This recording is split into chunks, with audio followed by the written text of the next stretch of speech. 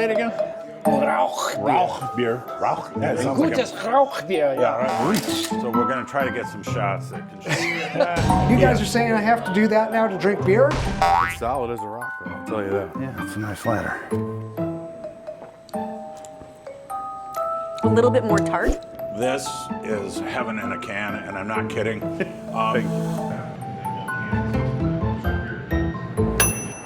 Who brews the best beer in Buffalo?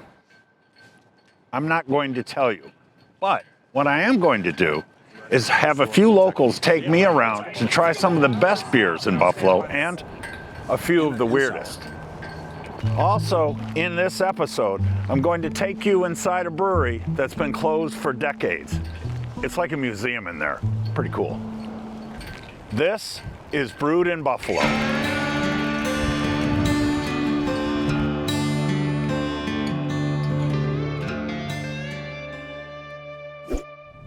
You know, they say Buffalo was the saloon capital of the world. There was a bar on every corner. And at one point, there were 38 breweries in operation here. I think that was 1875. And around that time, there were also 2,500 saloons in the area, in the city limits. So we had a lot going on. At one point, Buffalo had one saloon for every 84 residents, including women and children. And by 1908, the breweries here made so much beer that if you put it over Niagara Falls, it would have taken 3.5 minutes to go over. Then by the mid-20th century came hard times. The city emptied out, and this caused big problems, especially for the breweries. This is Simon Brewery, and it was the last brewery in Buffalo to shut down in 1972. And it's been sitting dormant since then. Amazingly, Buffalo now has more than 35 breweries in operation, marking the rebirth of a distinct brewing culture here. And by the way, we have this thing called winter. Right now, it's snowing like crazy. It's windy, and it's white, fluffy, and beautiful. And a lot of us love it. So to start out our adventure in Buffalo beer, I am headed over to Buffalo Brewing Company's tap house on Myrtle Street. And we're going there to meet my buddy John, who is the owner and the master brewer. And he's done something remarkable. He's brought back a few of the legacy brands that used to be household names here in Buffalo. So I'm here today at Buffalo Brewing Company that's owned by my buddy John. And this is Simon Pure. And it's a brand that closed in 1972. It's the last time anybody saw anything from this. And John, through his love of history, decided to resurrect it. And I figured what better place to start my Buffalo beer adventure than right here. Try this.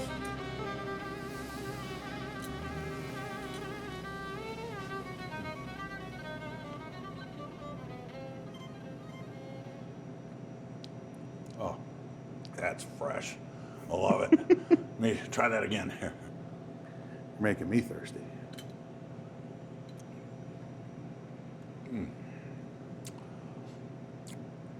Awesome. What is it?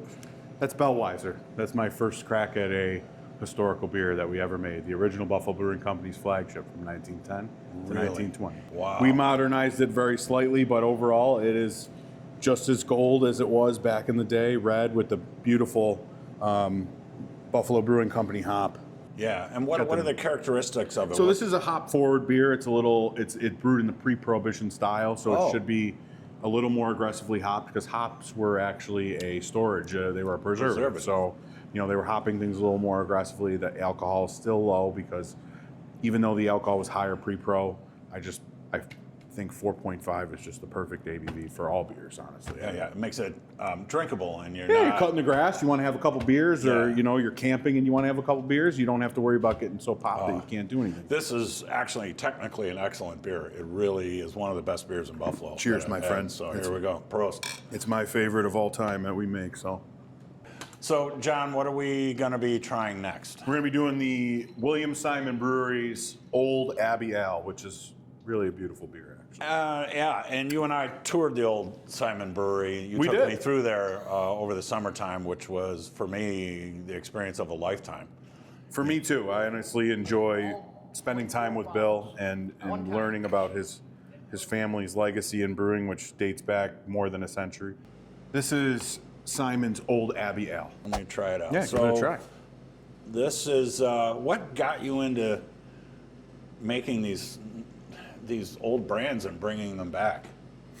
Well, nobody was doing it, A. And B, there's a book called Rushing the Growler that really ruined my life in terms of putting me on this path. Oh my God. But one thing it did do is it made me appreciate that this isn't a new trend. This is a retrend. When I think about Old Abbey Ale or even Simon Pure or the Schreiber products, Yeah. these are products that were drank during World War II while your son or daughter was out fighting a war, or during when the Bills were in their infancy. Simon Pure was actually a sponsor of the Bills. Again, workers toiled the same way I toil every day, filling kegs, canning beer, kegging beer, all that stuff in the same places that we are toiling today. This is heaven in a can, and I'm not kidding. Thank you.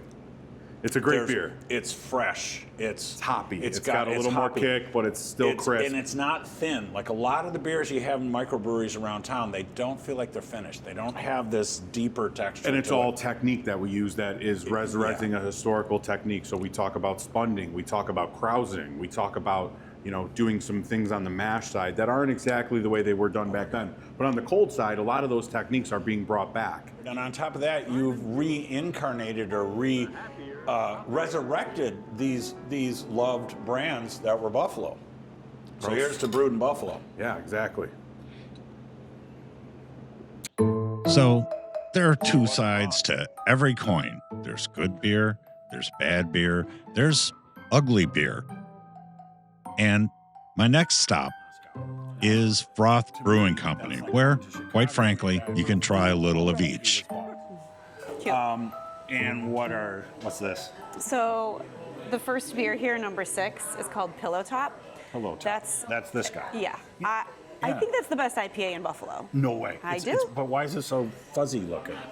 Look, Hazy. again, I don't know. Yeah. I don't know all the stuff. Good, I just but- like the way it tastes. So you lead by what you like. Right. Okay, so this one you got to hold on to your hat a little bit because it's 12%.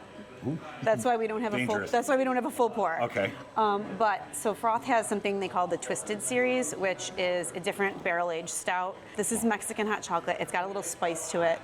Mexican hot chocolate. Yeah. So it's an imperial stout, Imperial 12%, barrel-aged Mexican hot chocolate. Got a little spicy. I love when beer is spicy.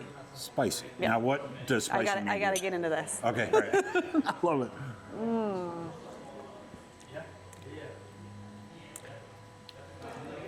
It's not for everybody. Complicated. A lot going on. Whoa. Almost like a liqueur. Yeah, like it's a little cherry. Wow. I would say, for me, maybe not my cup of Okay. tea, but what do you think of it? I mean, unfortunately for my liver, this is kind of my favorite. I love Really? barrel-aged imperial You love stouts. this. You love it. this. I love it. And we moved on to the next one. All right, it's green. This is Froth C. It's Doesn't have much of a smell. Watermelon vanilla ice almost. cream, Okay. blueberries and pineapple. Oh my God. But Is it like- a smoothie? Yeah, but look at it. Isn't that fun? Yeah, it is. It's crazy looking. Oh. I mean, it's like Irish or something. Yeah. You know? Yeah. All right, so we try it? Yeah. A little bit more tart than the other really one. good. Yeah. At the first few seconds really hits well. And it does. Let me try this again. So I don't know. I think whether people want to admit it or not, I think we eat and drink with our eyes a lot more than we admit. And I think that's why I like flights too. Even if I hated this, it's like, well, wasn't that pretty? Isn't that prettier to look at? It's more fun to look at, and it's the strangest darn thing. I'm just not. This is a new world. Right.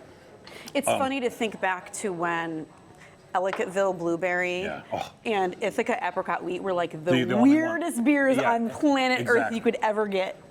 Because that's what you want. Exactly. And I think that's the strength of it. So here is to saying thank you for coming out with this incredibly powerful beer. I'm almost done. So that was it for the weird beer. Now I was off to another place to have an even weirder beer.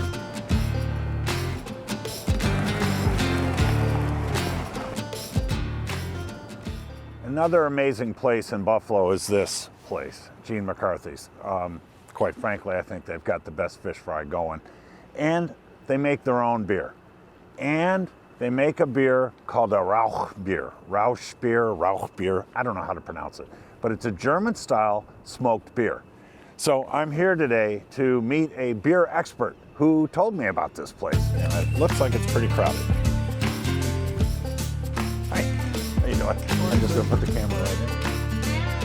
Fact is, I've been coming to this place forever. It's one of my favorites. Like I said, I love their fish fries. And today was a chance to meet with my buddy Joe to try something really unusual.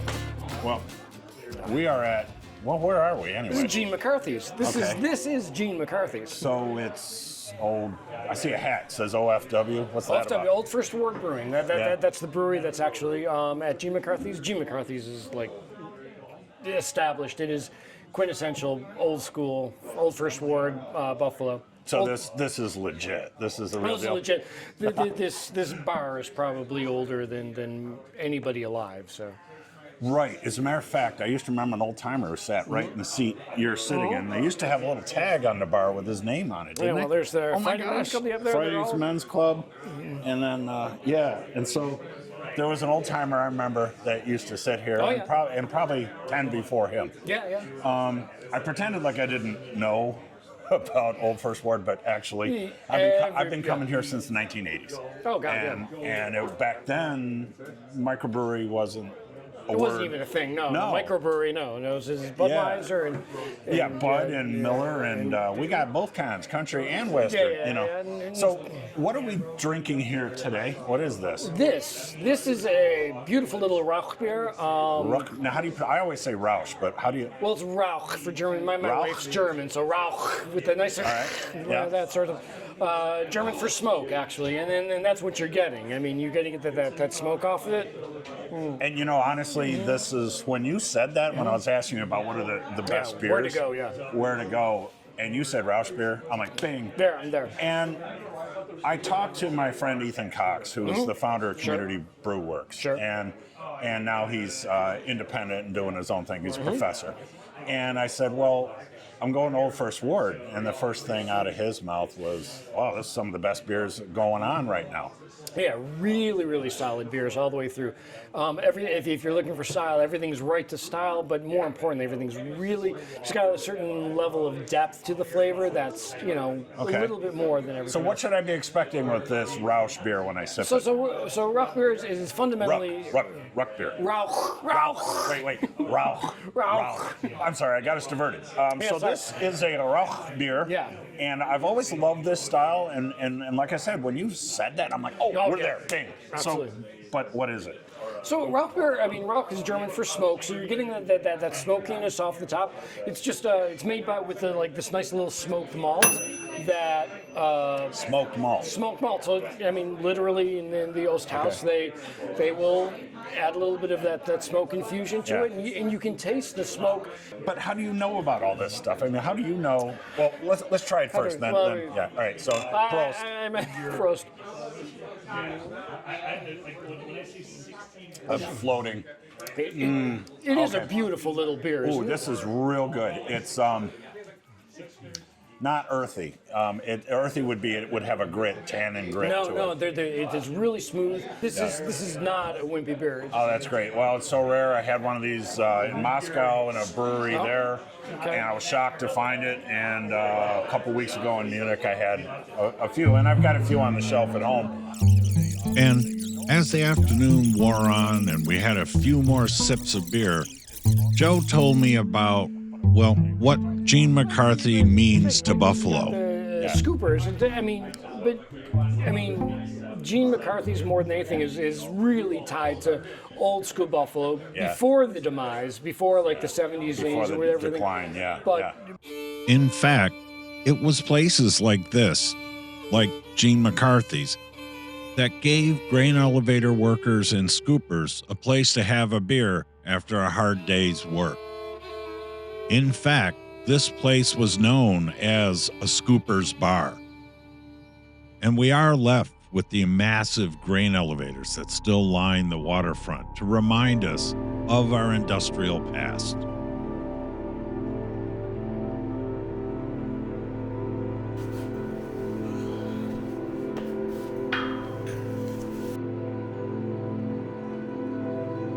So I'm inside one of the marine legs now.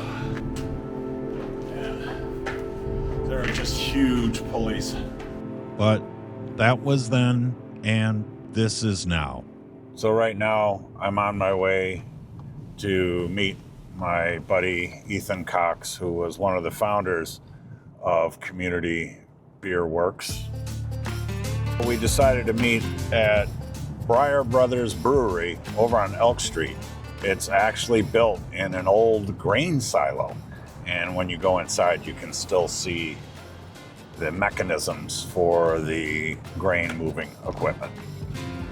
There are so many breweries in Buffalo that you can't get to them all in a show like this. But we have to start somewhere.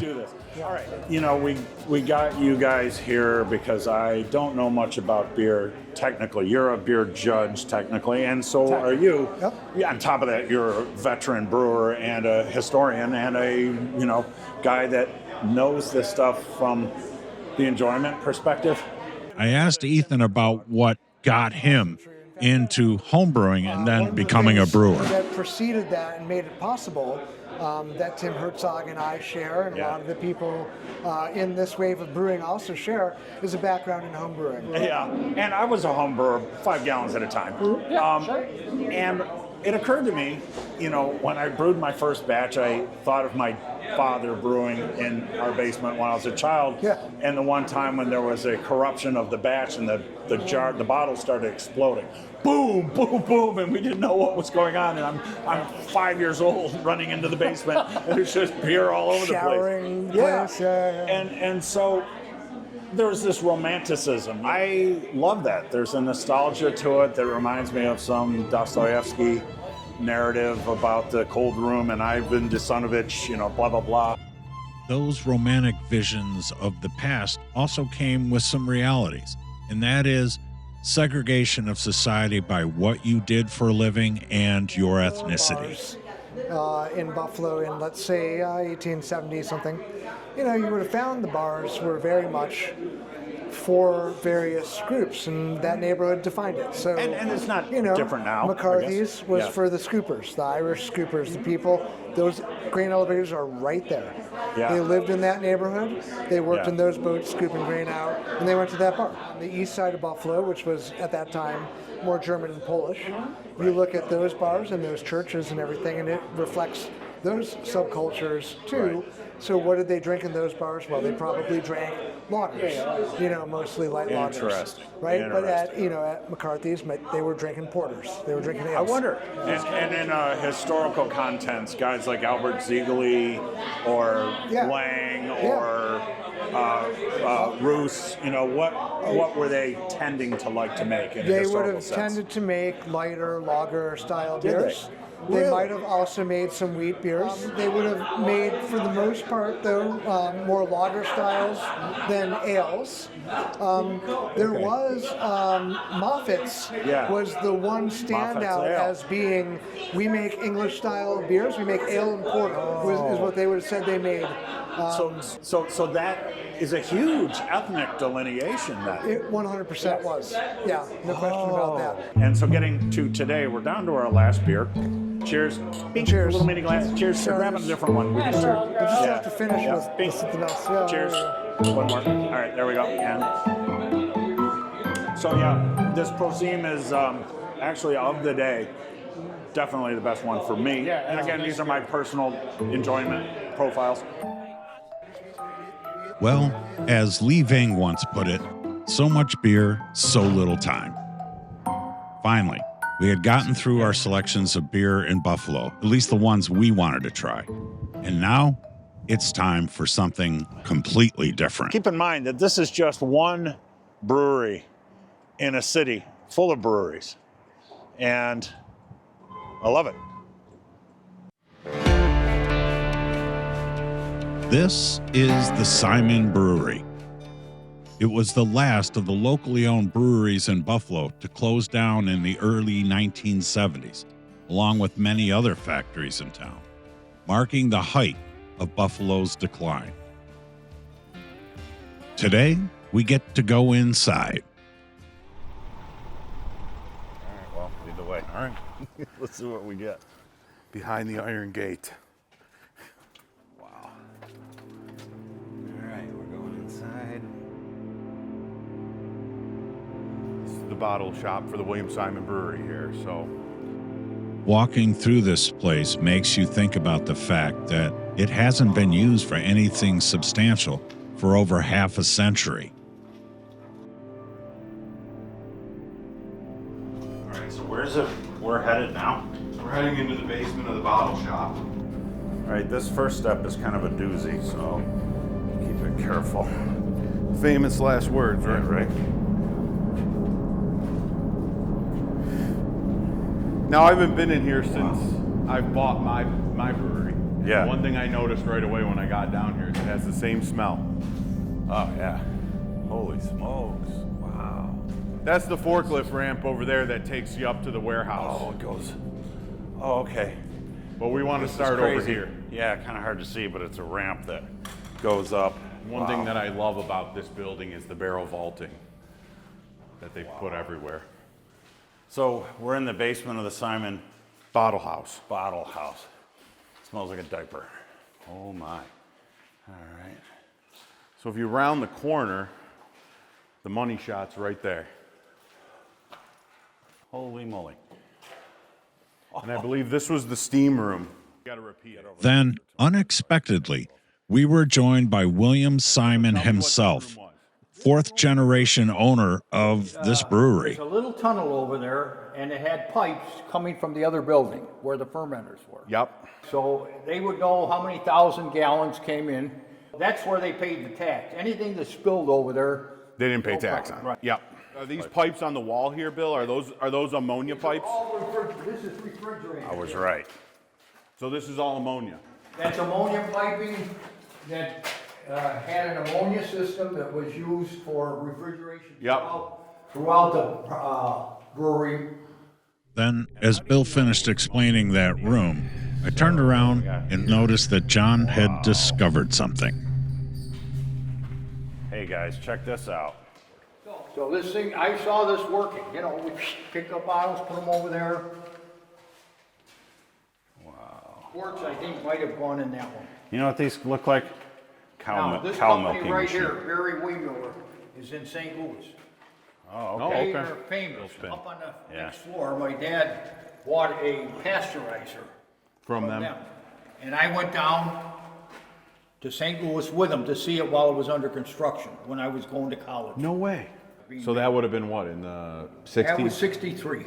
63, so 9 years before the brewery went under. What sets this brewery apart from so many others is the giant storage tanks that are still in the basement. They're glass lined, apparently made by a company named Fodler many, many years ago. And just how huge they are is hard to describe. These rooms where they're conditioned, he said glycol, we would need a monster glycol. The glycol system would be tens of. When was the last time you were down here, Bill? I'm not sure, but I think that porthole was big enough for a small-sized man to crawl inside these tanks to clean them out. So that's inside. But to me, that's a pretty dangerous proposition. And now it was time to go back above ground to walk across the yard to access another set of underground caverns. Head over to where the brew house used to stand, and we'll look at some of the fermentation rooms and wort chiller.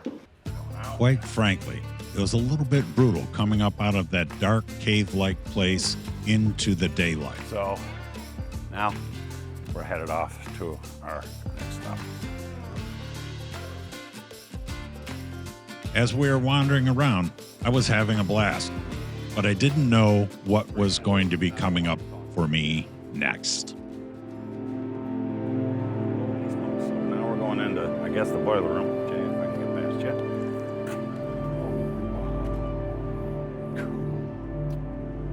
So not the original boiler. It's been upgraded. It was upgraded in the 40s, I think. Wow. The nice thing is that the original base here, and you have the foundations of the chimneys from the original boilers. This is the foundation for the chimney. Yep, so you can see how big this sucker was. Yeah. And then it went up, and it actually extended past the building, so it went up. Then, sort of unexpectedly, our tour took a turn back underground into the beer caves.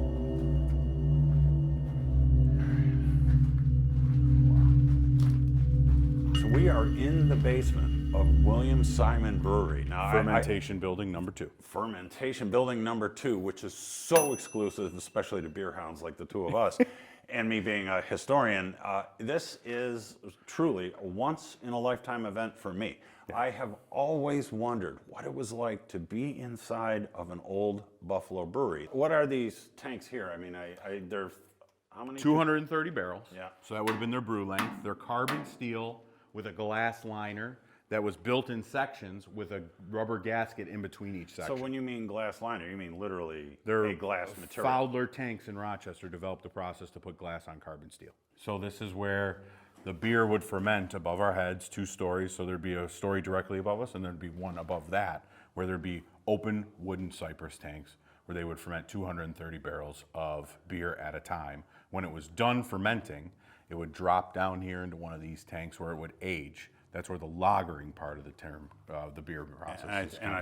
What I remember is lagering means to store. To store at a cold temperature. So this room is cork lined and lined with ammonia refrigeration pipes. I remember from writing my book, Albert Ziegler was the first guy to lager beer in Buffalo. At least he claimed that. Claimed, I think the actual is the Cold Spring Tavern, which would have been a They lagered, but that was 18. That was the first mention of lager beer. Wow, so Cold Spring Tavern is like arguably one of the first brewery taverns in the region, and I think that was like 1828. Yeah, predates the city of Buffalo Incorporated. And pitch line. How many tanks do you suppose are in here? I think there's 12 or 14. So we're going to try to get some shots that can show just how big this is. But you know that You're very tall. 6'8". I'm almost 7 feet tall. So to get an idea, that tank is very tall. I'd say it's probably 9 or 10 9 feet or 10 foot tall diameter, tanks. yeah. All right. Well, we're going to go down and see if we can see some stuff. I found the chase that we were talking. Where are we headed now?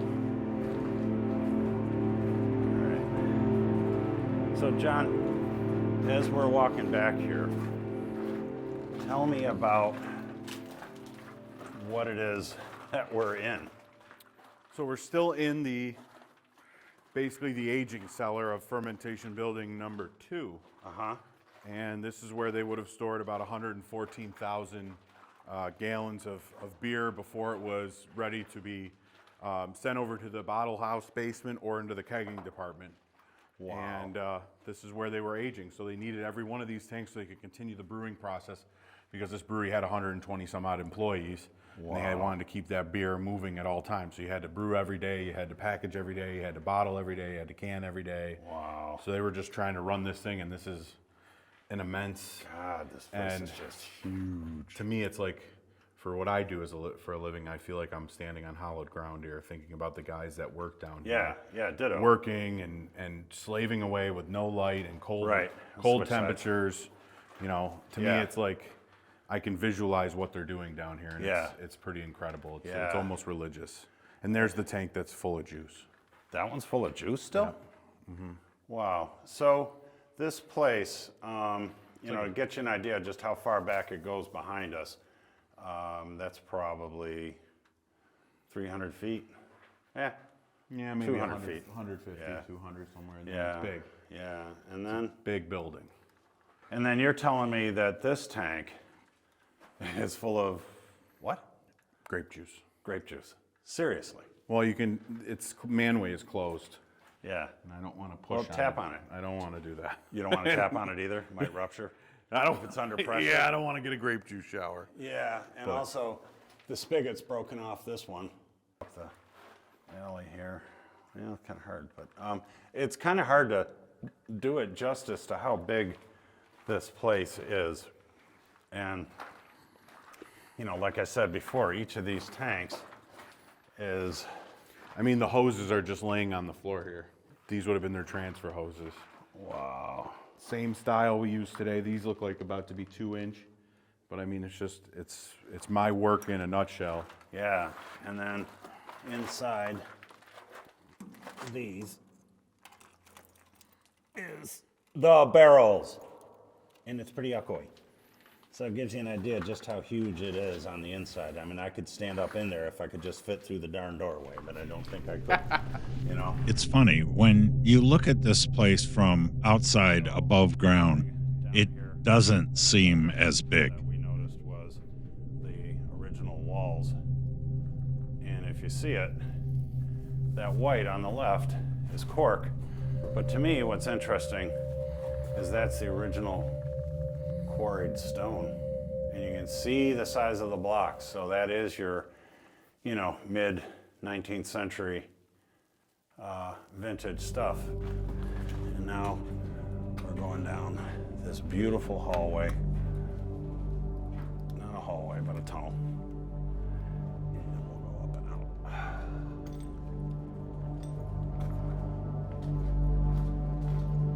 It's a very, very small doorway. Not built for big people like me. Okay. Awesome. Wow.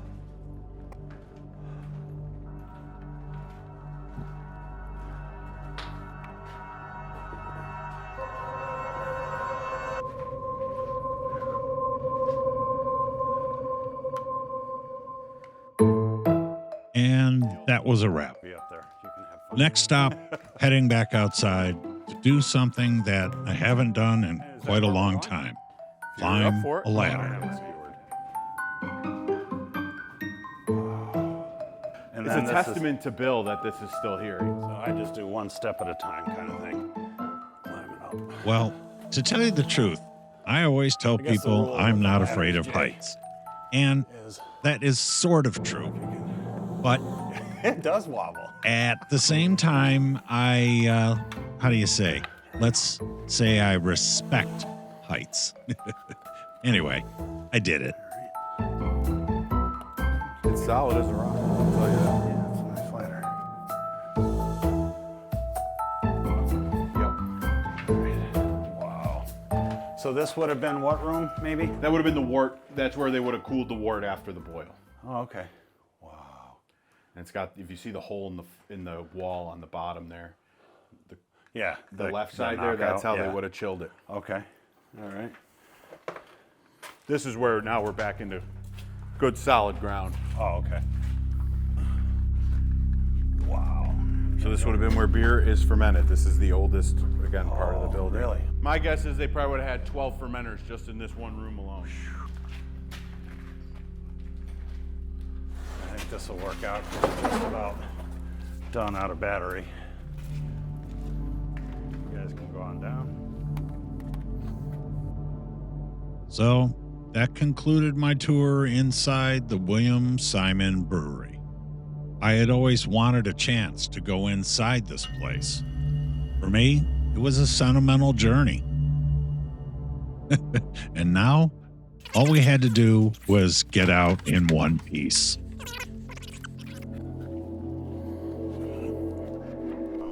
After going through all these places, I was now faced with the choice of figuring out what's my favorite Buffalo beer. And to make that decision, I headed back to the Buffalo Brewing Company's tap house.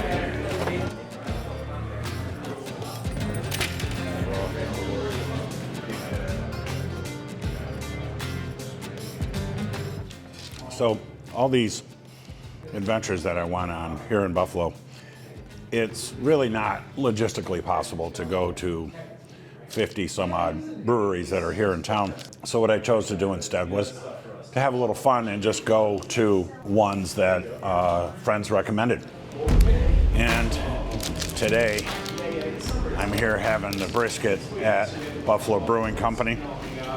I love brisket, and brisket and beer, B&B. Really good stuff. Really a nice, wonderful piece of bread that goes with it. And I think I can tell this is a Costanzo's roll. I love picking the pieces off, you know. Kind of almost a maplewood flavor to it. And this is my favorite beer, which is the Simon Pure Old Abbey Ale.